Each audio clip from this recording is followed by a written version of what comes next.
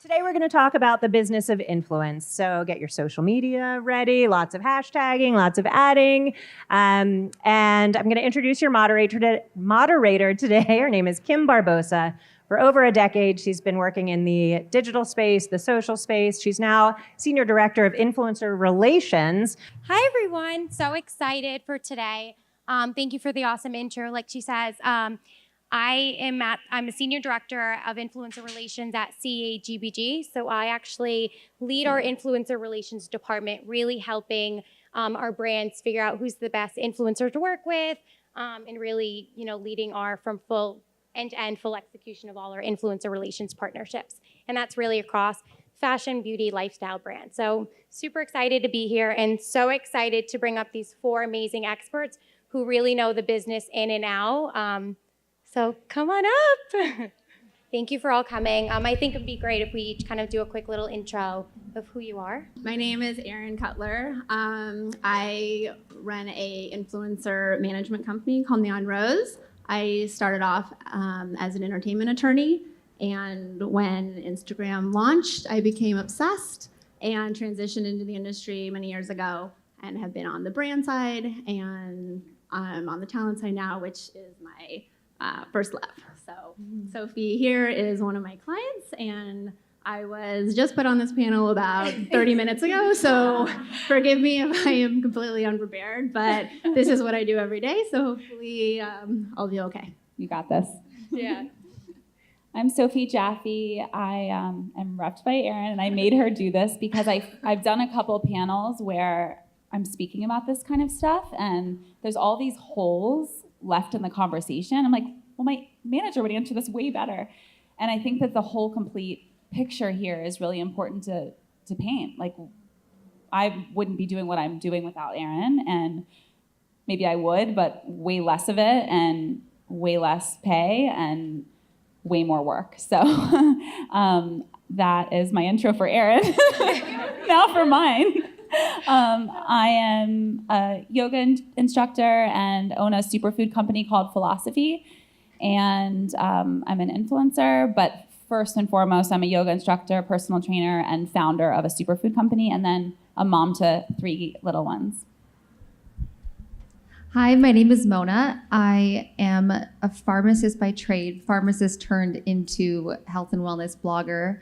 I guess I'm a good example of someone who went to school to do something that you thought you wanted to do and then realized that you're much more creative than that, or just didn't like it and kind of wanted to fully transition. And I think hopefully can share experiences on how you can take something that you're really good at or any kind of knowledge you have and really in 2019 just become an expert on it to whoever you want your audience to be, and just create really good content around it and kind of make your own career. Hi guys, my name is Jo Encarnacion. I'm a health and wellness blogger. A lot of things that I do is empowering women to really redefine what health, beauty, life, and love means to them. I'm also a wellness and lifestyle coach that just mostly focuses on women clientele in the tech industry and all the other creative industries. And yeah, I'm super excited to be here. Super nervous. Just wanted to add that in Killed there. it. Super nervous too. Anyways, thank you guys. I told you they were experts. Okay, so I think we first want to kick it off on just like brand partnerships. So really, like, how did you guys, I think the first thing we want to know, you guys have been so successful for so long, working with so many amazing brands. Would love to hear your first experience working with a brand. How did it go? Did they reach out to you? Did you guys reach out to them? How did it all work? I actually reached out to brands a ton before I was signed. I'm signed to the DBA now, so I have a manager who's here, Laura, who handles everything. Maybe before that, for years, I actually reached out to brands and got denied all the time, where I'd be like, you should pay me this much a month and I will create this kind of content for you, and like got a lot of no's. But then the first brand that ever reached out to me that was like a big deal was Sulwhasoo, which was really exciting for me because I had used it and it's like a luxury brand. So I was super excited, but that was like 3 years into creating content. That was my experience. Great. Yeah, I think for mine, so within this whole like blogging space, I was actually working a corporate job, and I remember just sharing my wellness journey and sharing just little tidbits of my life of like what I was just going through in terms of just this rediscovering who I was as a woman. And I didn't necessarily reach out to brands, mostly because I had a full-time job. Like I didn't feel like there was a need for me to outreach. And so when the first brand approached me for like writing content on their space, it was a very like, holy shit moment. Like somebody wants to pay me for like my word and the things that I have to say or the messages I have to say. And it was really empowering, but also like, wait, I have to put a rate on this. Right. And so, you know, kind of navigating that has just been interesting. Space for it, which has been really, really cool. Very cool. Cool. What are the biggest misconceptions about working with brands, or like what has been your biggest challenges? Oh, I have one. The biggest challenge I think that I've had with like brands is like, we have this amazing partnership for you. It's gonna give you great exposure. And one of the things I always think about is like, great, that's awesome, but 800 exposures isn't gonna pay my rent. So, you know, a lot of that I think is like having these conversations of knowing your worth, knowing your value, being able to be strong enough as a woman and as a content creator to say, hey, this is what I value myself in, and this is what I value my content, and this is what I believe in. And I think that has always been like the biggest struggle, especially as women talking about money. Like I think sometimes that is like one of the things that we need to find more strength to do, because if a guy can ask for money, why can't women ask for money?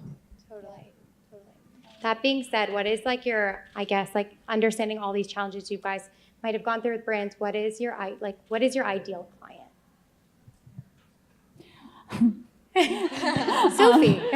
My ideal client is someone that allows me to have complete creative freedom. Yeah. Or at least gets on a phone call and discusses what they're wanting and expecting and hoping for, and then having a conversation instead of just like, these are the verticals you have to hit. These are the points. Here are the bullet points. Say it in these words exactly. Like, I'm at the point now where I won't do that, but sometimes I get trapped and then I have to do that, and it feels so awful. Yeah. On the brand, like working at an agency too, like where we make sure, like ideally, we want the content creators to be super collaborative with the brand. It's so much stronger anyways, like engagement's stronger, like it does so much better for both sides. So true. Because it's a true story. Very cool. Now, how are you guys like selecting? Now you guys have been doing this for a while. Brands are kind of, I guess this is a great question for you too. Brands are kind of always coming to you guys with so much opportunity. How are you guys kind of vetting through that process?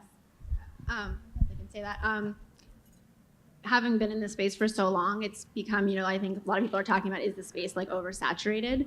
Now brands, like, we work with big brands, you can work from something like a Pepsi down to something like, a small cold brew company. But pretty much every brand is getting in the space. And if they're not getting in the space, they're freaking out about getting in the space. So, I'm fortunate enough that so many of my clients, are well known in the space, and brands are reaching out a lot. And we really have to make sure that it's a fit, because, there's certain verticals I can tell you that are really get so many, you could get like 10 skincare brands a week, and you really have to look and say, like, does this make sense for this client? I feel like brands right now are just really just wanting to get in there, and they're just sending out mass emails all the time, and you really need to make sure, like, is this really a fit for you guys as well? And I always want to have that conversation, because sometimes, like, before I even bring it to my client, I'll turn it down because I already know this isn't a fit for either side. And if it doesn't do well, the brand's not going to be happy and my client's not going to be happy. So, we just have to like go through from the beginning and make sure it's really a fit. Yeah.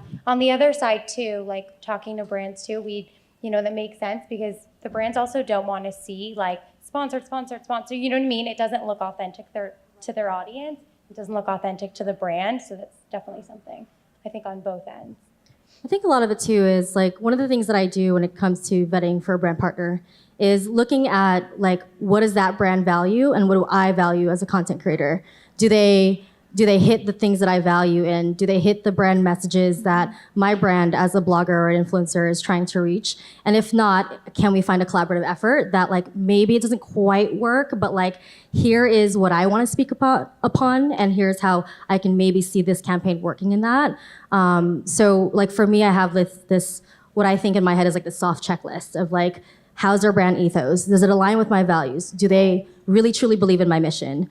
I don't know, and in some ways, like, what does their PR look like on their end? Is there any kind of nasty hiccups that they've gone through as a company that I want to be aware of as a creator, because I don't want to associate myself with like potentially some political issue or, you know, whatever the case is behind that brand. So those are some of the things that I also kind of look for when it comes to like vetting for a brand that works with me. What about like a long-standing partnership? Like ideally, right? I think that's the perfect scenario if you guys have a brand and you continue to work there. That's like ideal for once you move along. It's best to do a long-term partnership. One thing I wanted to jump in and say is I kind of came across an issue recently where I was getting approached by a lot of brands that were all really great. They were all really clean, non-toxic, vegan. I liked them all, so I wanted to work with them all. But then your audience is like, well, wait, last week you were talking about this one, and this week you're talking. And even if you actually like them all, like they're going to get confused. So you have to be selective. And you know, maybe in the beginning you can't. If you're just starting out, you're not going to get like these really long-term partnerships. But hold out and don't take every single deal so that you can like your audience will trust you. Yeah, that's great. Let's talk a little bit about pricing, because I think just in the industry, pricing can be a little bit all over the place. I know we were talking about this earlier, like with new channels, Instagram stories coming out, pricing can differ, and there's so much more platform and so much more content being consumed. How are you guys really establishing rates and understanding like your worth? I luckily, when you have a manager, it's amazing because they can do it all for you, all the negotiating for you. Before that, I'm going to be honest, I had absolutely no idea. And like, I would sometimes throw out this big number and like one brand I'd throw out a big number and everyone would say no. And then another brand, and that's when Solwasu approached me with an even bigger number. So you just don't know. And I think having someone at least, maybe even like having someone help you negotiate it or getting a second opinion, I personally was never good at it. Yeah. Or I guess it must come to a point where like so much is coming up in on your end that you guys need some support to help. It's like supply and demand too. Yeah. I think something that really upsets me that I get sometimes from a brand, if I say I send my rates for one of my clients and they come back and they'll be like, well, the CPM is this and it shouldn't be their rate. And that's just not how we work.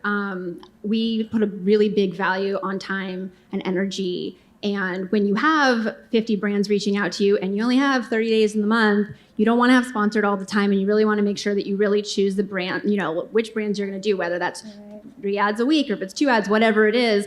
And if you start saying yes to like, okay, we'll give you this discount, we'll give you this, what happens is now you've just completely filling your content calendar and there's really no purpose for that, just for these like smaller things. And what happens then, you're kind of like almost put a disadvantage to other influencers because someone will be like, oh, well, we got this rate from this girl who's the same following as your client. I'm like, that doesn't matter to us. Like we're, you know what I mean? Like we're people and everyone's different. Someone with 100,000 followers might charge something, one number that someone with 100,000 could charge 3 times that. And it really just kind of depends. It is a little bit of a supply and demand. And, you know, when every brand is paying one rate for that girl, you're like, maybe we need to talk about our rates because we're finding we want to make sure we're really only working with the brands we really want to work with, not just saying yes to everyone, which we don't do, but I know you can tell on someone's feed when someone's doing that. And brands might pay more for someone who's more on brand for that fit. You know, like if it's a yoga line or something, if they might pay you more than they pay me. So it just depends on like finding the right person for the fit too. So does that make sense then to increase the price based on like niche categories? Is that something?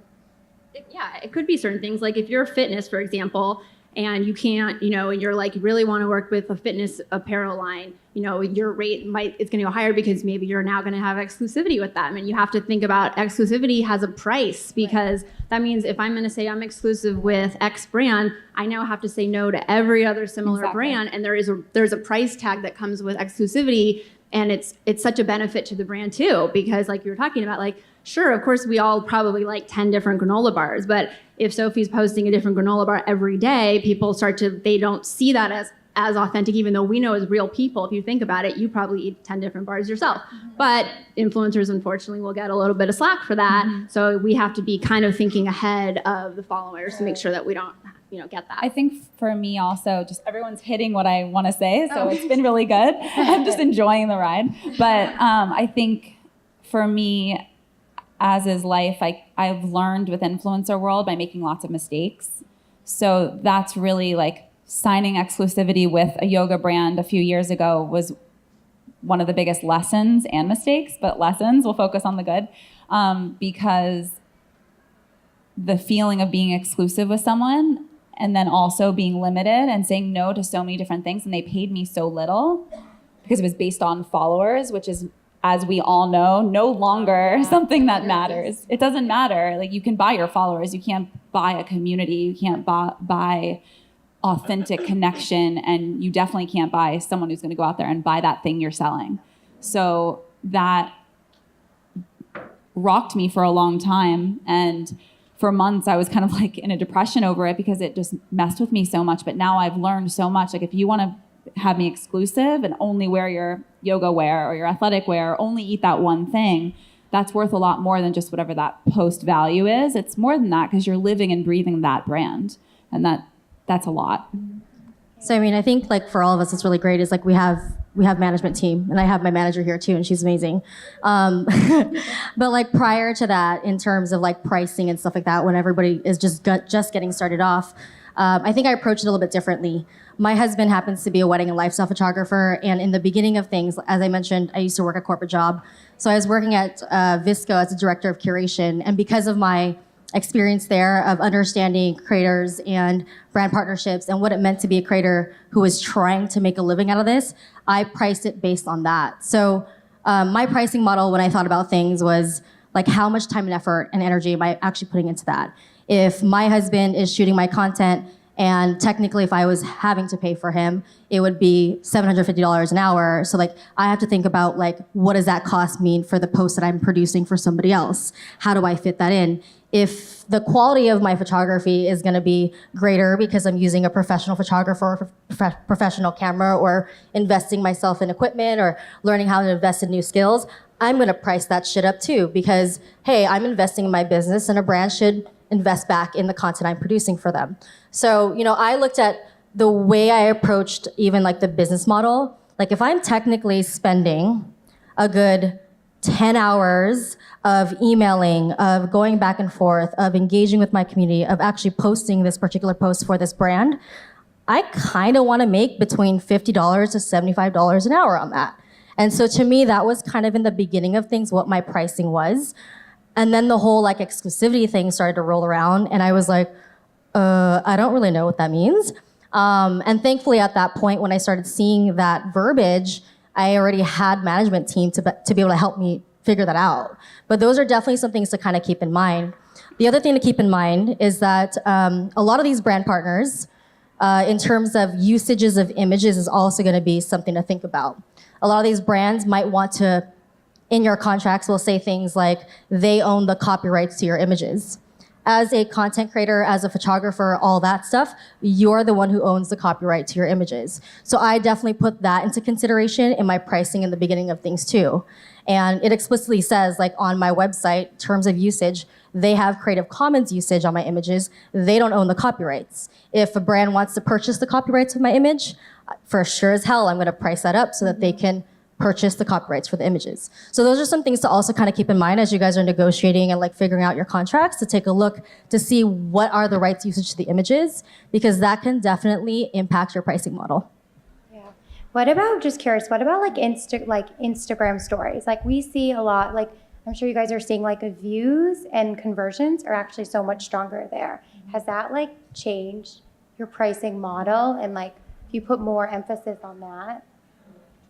Yeah, I mean, you can actually trace a swipe up, and then just see exactly how many hits they're getting directly, instead of an Instagram post where it's kind of disconnected and it's harder to track unless they're using a specific code. And then even then, what about that impression? They're seeing that, and I think, what is it now? Like, it takes 7 or 8 times for a woman to see something to then go and buy it. We're just bombarded with information all the time. So even if maybe someone's not clicking on something, they're buying real estate on your page. Like, that's real estate, and that's good real estate, because if you've built that community and you've built that trust, they should pay for that. It's all the things you said too, but just the bottom line of just being on your page and you saying that stamp of approval.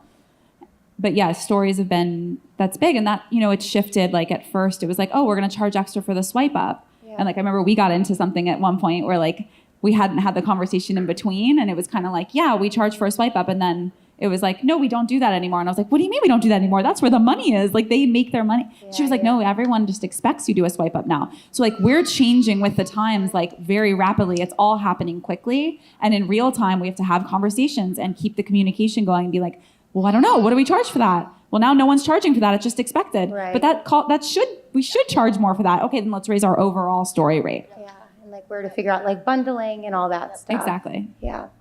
I actually think people always ask me like, where's the space going? I actually think that stories eventually are going to be more valuable than posts,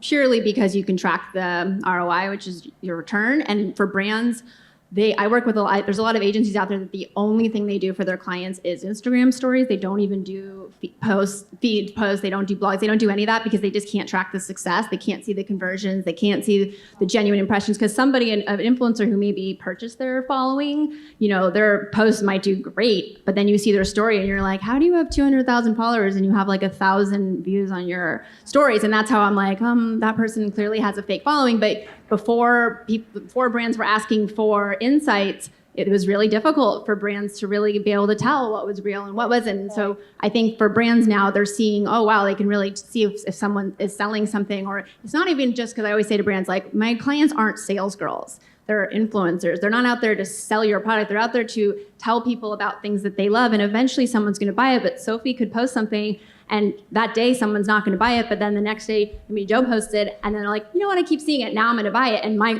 the brand might be like, well, Sophie didn't sell it. You did. But it's all because the influencers are promoting it. So I always get very wary when a brand is just like, we want sales. I'm like, well, of course you want sales, but nothing is guaranteed. We're not salespeople. That's not what we're doing. I think stories are also more effective because a lot of the time you're video, and when you're just like face to camera video talking, you're so connected. It's not produced. It's just like on the go.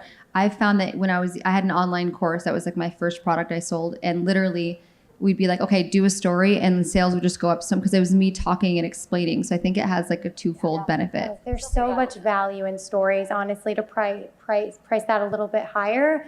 I mean, like working with the brands, like helping them with their strategies, we actually push stories before we even push posts, just because we know it's a little bit more trackable. Someone on YouTube DM'd me yesterday and was like, hey, I follow you on YouTube and I'd like Instagram more, so I just came to your Instagram account. It was like, but I really like your personality on videos, and your Instagram is all photos, so can you like post more videos? And I was like, that's actually good feedback, thank you, and I will do that now. That's so funny. That's great. Well, looking at like, I guess, the more content, right, that brands are coming at, I want to talk a little bit more like on the family side, because there's a lot of brands, and we kind of spoke about it a little bit earlier, like a lot of brands who are looking for you to incorporate, your kids in there, your husband's in there, the whole crew in there, your pets in there. Yeah, some brands are just coming for that specific. How are you guys handling that? How is that a premium charge? How does that look? Yeah, that just started coming up because coincidentally, because we live in LA, only in LA would this be a conversation, but we as a family separately act in commercials and model, and my kids have been doing it since they were little, and it puts money into college funds, and we get to act and model together as a family. It's like amazing. But like, they're respected there as actors and models, but then on my Instagram, they're like, oh yeah, we were just hoping the whole family could be there. I'm like, what? And like at the first few times, I was like, this was a lot for the kids, and this is my home. This is a location fee. And I start to figure that out, but it took a little bit, and now we have that built in. We're like, they have their own rates. Like my husband's taking off work. He's a psychologist. He's not an actor. He's getting like dragged into this. And then they'll be like, oh yeah, Leo and Kai's call time's 11. I'm like, they go to school. Like, what do you think we're doing? So, no, they'll be there at 3, and you need to pay for their energy and time. And like, this is a lot for them. It's exhausting. So yeah, I mean, they deserve to be just as valued as I am. Yeah, and I feel like brands are looking for that. I mean, like, I just read an article about Generation Alpha, and it's brands who are targeting kids who are 10 and under. So it's just so interesting to see. I know. My nightmare. I mean, it's the same with me. Like, Go for Joe was never about a family brand. Like, yeah, I'm a mom. I'm proud of being a mom. I'm proud of being an amazing partner to my husband. But also, like, that is not something I went guns blazing with what my brand was about. And I started seeing brand partners reaching out to me to use my kids in like certain campaigns. And I remember having a conversation with my manager and I was like, hold up 2 seconds, because if this was an entertainment industry, they would need, which they now have due to like some large campaigns that we've shot with Adidas, but like now they have a entertainment working permit. And because of that, like I have to respect their name and likeness. What's gonna happen to this content if it shows up 20 years later and they're like, wait a second, I didn't really sign up for this. And I mean, the way that I see this is like, if you buy a burrito, guacamole is extra. So it's kind of like, if I'm the burrito and my kids are guacamole, that's gonna be extra. Yeah, truth. I love that. That's so great. I think also, I just wanted to say generally, like because I come from an acting and modeling background, and I've been doing that for so long, I think it's just interesting just to think about as an influencer, when you start to think about like, oh, my rate's too high, or whatever it is that we kind of go through, like, oh, maybe they'll reject me because I'm like throwing out too high of a number for whatever it is. If they were to actually hire you as an actor, or if they were actually to produce that ad, it would be tens of thousands of dollars for that one day. That actor or model will be making so much more money just for showing up and being a pretty face.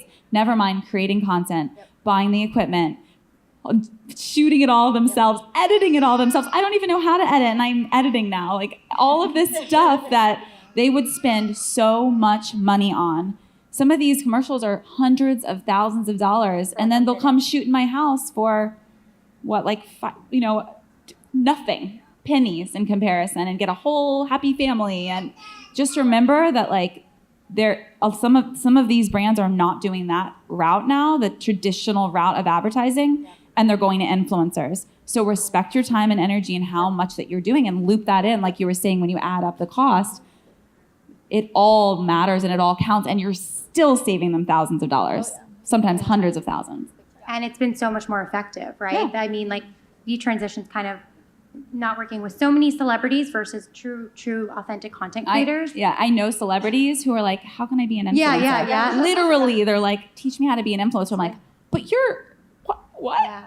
And because they're not selling stuff. It's probably still good for them to be wearing the thing and tagging the thing, but influencers have a certain power, and you need to respect that in yourself and make sure that you're putting that out there in terms of your worth and your rate and your time. Well, you made a really good point. We're writing, producing, we're creative content, then we're also the talent yourself, like you're editing, you're literally doing A to Z. Everything. Versus just showing up and not to disrespect like all actors. your rates I couldn't are too do low. that. All our rates are too low. Still, yeah. I think the number one thing that I'm seeing now is the add-on now. Like if a brand will reach out to me and they're like, example, we want 2 posts and 2 stories, and you're great, you agree to the rate, and then you get the contract and it's like, and then there's like paid ad usage in there. And that is the biggest thing that I feel like I'm constantly having to educate brands on, because generally I think that the account managers that are working on it actually don't even know what that means. It's like they're because I'm an attorney, so I actually can read through the contracts and I get it, but I send it to them and they're like, and they send it to legal because they don't really know. And when you think about what you're saying is brands are now not having to produce actually sponsored ads anymore, because they're just taking your content and they are boosting that on Facebook and Instagram. And then sometimes I'll get a contract and you've given them rights to put you on a billboard or put you on a commercial and you didn't charge anything extra. So it's really important that now, like, if you either don't have a manager or you have an attorney read it. I mean, I'm not sure exactly what in this room, like, who's influencers this, but because that's something now that brands, you see like trends, like that's a big thing now. Brands are like, oh, and we'll just get, what year paid ad usage. I'm like, well, that's a big fee. That's like almost even bigger than exclusivity, because you've just now saved them talking about tens and tens and tens of thousands of dollars. So I feel like just a lesson for someone who's starting out, maybe we're like, this isn't all like feasible yet. Maybe if something seems like a great offer because you're making nothing yet, just know, don't sell yourself for that, because you might regret it down the line, because it's like it's tempting to want to do it. So just hold out and don't do it yet. And also the value of micro influencers is high, and it's real high. Like, don't underestimate your power to sell as a micro influencer. And I think a lot of brands also see that, and they're like, ooh, we're going to go in and pay them a little tiny bit of money because they're micro influencers, but like, you have just as much power. It's just in a different way. So true. That's great. Let's talk a little bit about FTC compliance. I don't know if anyone saw the Fyre festival, but it's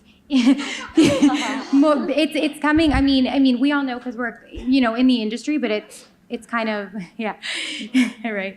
It's making even a larger conversation. So I'd love to kind of hear from you guys, like just how you guys are really navigating, or any lessons you guys have learned from working with the sponsored content. Yeah. I mean, in case anyone doesn't know what we're talking about, but so the FTC has required that influencers disclose that it's an ad. So that's where you see hashtag ad, hashtag sponsored. A lot of people think hashtag spawn is sufficient. It's not. Hashtag partner actually isn't either. Hashtag SP, or sometimes I see girls do hashtag, and then they put a space, and then they have A, and then a space and a D, and that definitely is not compliant. So the point is because they don't want their following to be, they think of it more as like tricked or confused, like whether were they paid to say this, were they not? And for me, the struggle is that if you're doing your job right, even if you're getting paid, it's still something that you believe in and you use. So sure, you got paid, but you got paid to create the content, you got paid for the time. You didn't get paid to say, I love this drink. You got, that's just part of your time. So the whole point of the disclosure is that, and their FTC is cracking down on influencers. There's a lot of influencers, big influencers that aren't doing that, and they're getting fined. So it's something that brands should be requiring. A lot of brands, I can tell you, still don't. They don't really even know, because they might approve a caption and it's not in there, and it's something that influencers should know. It's actually on you as well. So even if the brand doesn't, and let's say you did get fined, you couldn't go back and be like, oh, but the brand told me I didn't have to.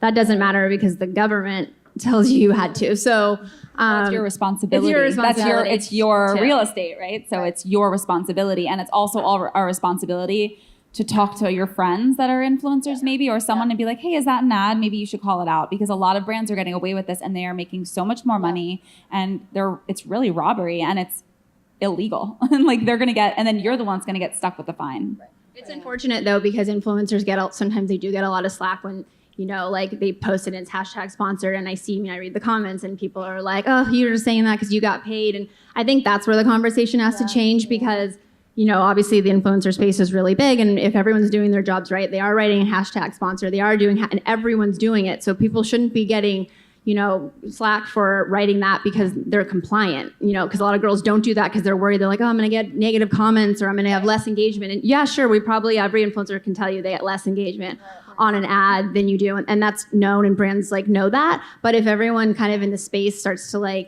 respect that and not bash when girls are doing it, because that's why girls aren't doing it, because they don't want that. One tip you can do, because I hate doing it, I hate hashtagging it because everyone hates it, but I just try to really, really push my organic content in stories or the day before or after, so that I'm providing a lot of value, and then I just throw an ad in there, and it's not as bad, but it makes it a little better. So that's just a little tip. No, I work double as hard on me too. Weeks that I have a heavy sponsored week, I'm in my coffin. I'm just sitting there right. Hours writing out more content. I'm don't bother me. I have double content this week, because I need to give as much free content as there is that sponsored. Right. So that it's not ad. Because we genuinely I get stressed about it, because I don't want my community to be mad at me. Exactly. So it's just part of it. And obviously, like we said, we believe in the product, but you have to put ad, and people don't like it. So just push more organic content nowadays. Very cool. Very cool. What about just overall, in the health and wellness space, what are your predictions for the future? Where do you guys see influencer marketing going within the industry? You want to say? Okay.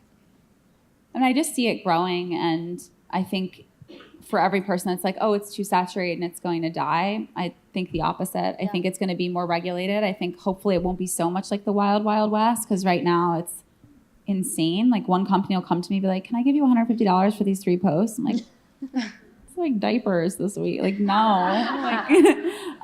But I think the more that we have these conversations openly and chat with each other and ask each other questions and bounce ideas off each other. I was just on an influencer trip this week, which wasn't paid, by the way. Should have been. And it wasn't. And it wasn't because one girl said she would go for free. So we were supposed to be paid. I left my family for 3.5 days. I didn't work the entire time I was there. I paid my au pair. The list goes on. It's work. It's work when you're there to post for brands. we were being paid, and then one girl with more followers than me said, I'll go for free. So it screwed it up for this. So that's just one example. If you're going out there and you're like, I'll do free content for you, I'll do free content. Remember your value and remember your worth, because you're messing it up for the whole system. We all have to have each other's backs. We all have to lift each other. And if you have a question, I will speak very honestly and openly about it. And I'm here always. I'm the one that answers all my own DMs. Like, I love this open conversation. I think it's imperative to raising that. I think it's going to be taken more seriously too. I think when it first started, people were like, "Oh, they're so lucky. They just get to post a photo and like get free product." But it really is a full-time job and a business. And even like if you're working with a brand, like they're paying you to produce a certain kind of content. Like you have to make sure you like get really beautiful photography. You're getting the message across. You're doing it authentically. So I think more people that aren't in the space will start respecting it more, and as it just keeps growing. I mean, one of the things I would love to see, which I know may or may not happen, but is a like standardization of how we approach things. And that is going to be like all the things that we said, as long as we constantly are talking with each other and having these open conversations, and we're not comparing each other or ourselves to one another saying like, oh, well, she's getting paid for this, why X, Y, Z, or she's getting paid for that particular post. It's going to just make the industry so much stronger and so much more empowering for everybody who steps in there. Yeah. Because there are times where I wish like, you know, when I was starting off, that like somebody said to me, yo, you should get paid for that. Clearly you're taking time away to be able to go and produce that. And, you know, I think the more and more we can have these conversations that are so much more open. And for those who are just starting off, like Sophie said, like, don't hesitate to like reach out. Yep. The ones that want to lift you up and want to make sure that we still have our jobs, like we're going to help you build your own business and help you to have a better understanding of how you're approaching this too. Yeah. That's so great. Well, I think we have about like 5 minutes left, so I just want to open up the room for any questions. Feel free. Just speak loud because we don't have mics out there.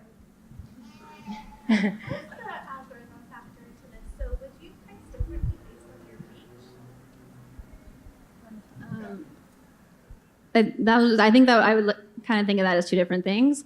The algorithm is something that none of us can control. So we, you know, the only thing we can kind of look at, like a lot of times a brand will say to me, like, can you have your client post on like the best time or the day of the week that's best? And like that we can see because we can see our analytics and we see our insights. So like we can kind of control that. Doesn't necessarily mean it's always going to be like that. But the algorithm, and that's like, I feel like that's like this word and everyone's always saying it, that's Instagram or Facebook, and we have no control over that. So, you know, a lot of clients be like, oh my gosh, my stories were so down this week and this. And it's like, you can't stress about that because you're just keep doing what you're doing.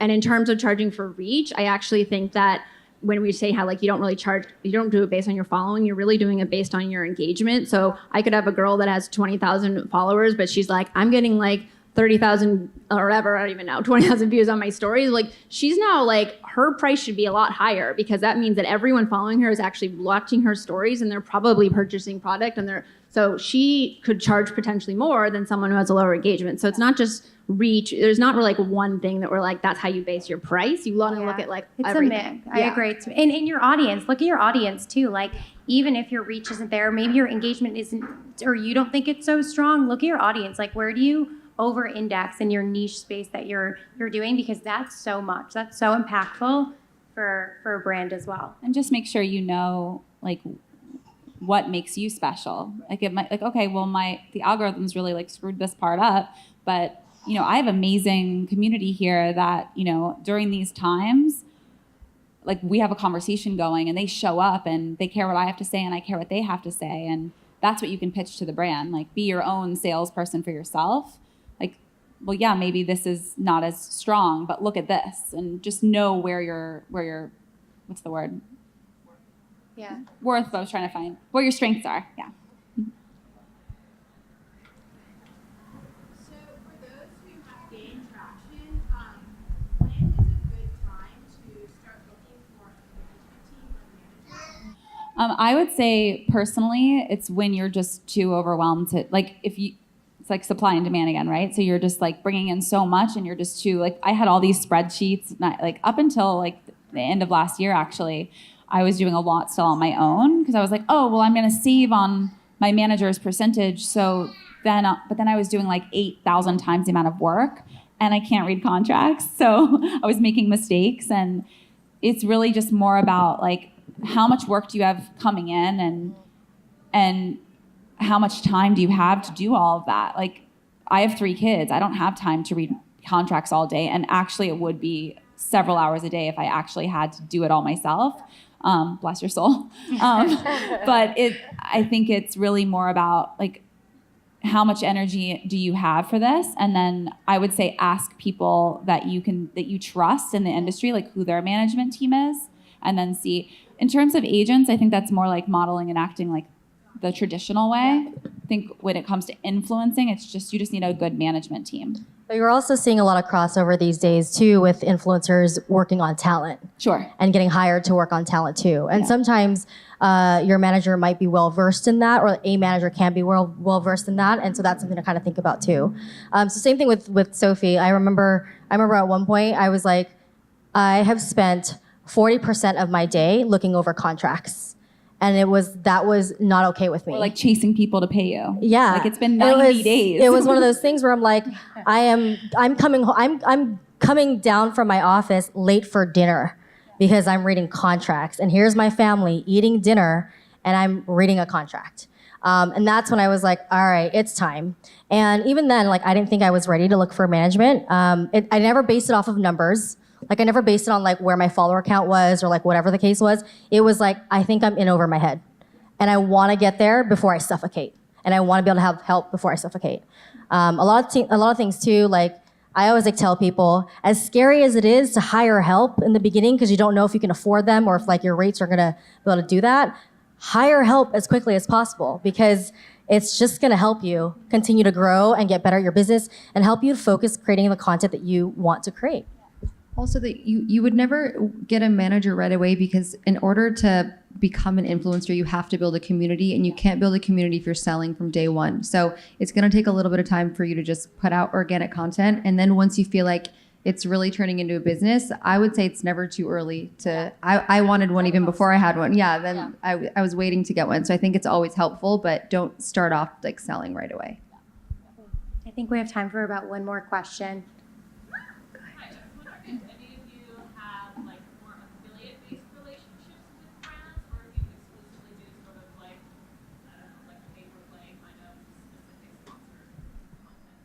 I personally don't like affiliate because you have to ask, you can only ask your audience so much. You know, you only have like certain days of the week or of the month. And so if I'm pushing and I'm only going to get what I sell, I'd rather not do that. I think affiliates work really well in like blog posts and things when you're doing it and it's just sitting there and people can find it at any time, or in like YouTube videos in your descriptions. But I don't like doing it for Instagram, for stories and stuff, because you're going to have to push all the time to actually make any money on it. I think too, the word affiliate and sometimes brand ambassador gets really confusing. And a lot of brands will either like, oh, we want you to be a brand affiliate or like a brand ambassador or whatever. So one thing is like, just get the definition from them and figure out what that is. I have a couple of long-term partnerships where like I'm exclusive to them for like an entire year. And for me, I personally love that because I know what to expect for myself. I know what I'm producing. I know who I can work for, et cetera, during that period. And so I'd rather do those at any given time more than like pay to play in like little one-off situations. But that would be where they're paying you for the whole year as opposed to like paying you a percentage. Exactly. Yeah. Awesome. Cool. Well, thank you. Thank you guys so much. This was great. Thank you all. Appreciate it.